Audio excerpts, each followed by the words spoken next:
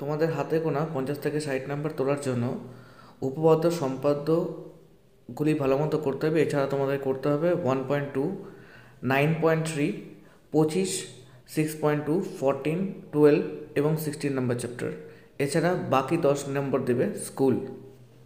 মাধ্যমিকে question number 9-এ তোমাদের থাকবে উপপাদ্য তোমাদেরকে করতে হবে 225 নম্বর পেজের 48 নম্বর, 285 নম্বর পেজের 49 নম্বর উপপাদ্য, 286 নম্বর পেজের 50 নম্বর উপপাদ্য, 123 নম্বর পেজের 34 নম্বর, আর এছাড়া হচ্ছে 59 নম্বর পেজের 32 এবং 33 নম্বর উপপাদ্য। এরপর আসি প্রয়োগ।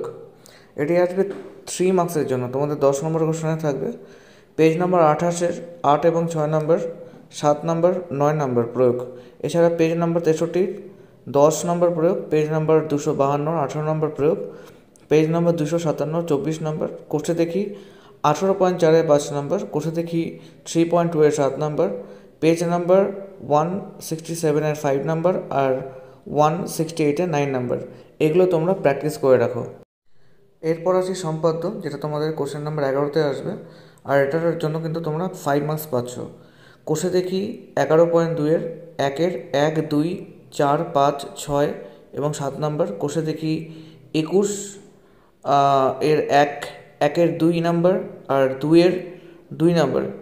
এছাড়া তোমরা প্র্যাকটিস করে রাখবে মধ্য সরণবর্তী থেকে √23, √21, √15, √35, √29, 2√6-এর মান নির্ণয় করা। এছাড়া 4-এর 2 নম্বরটা তোমরা করে রাখবে।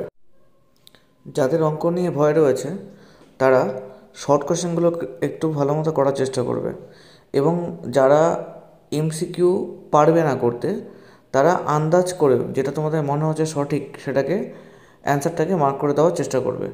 এবং যারা সত্য মিথ্যাটা যে জানো না যে সত্য হবে না মিথ্যা হবে, তারা হয়তো সব সত্য না হয় সব মিথ্যা, এটা তোমরা লিখে আসতে পারো।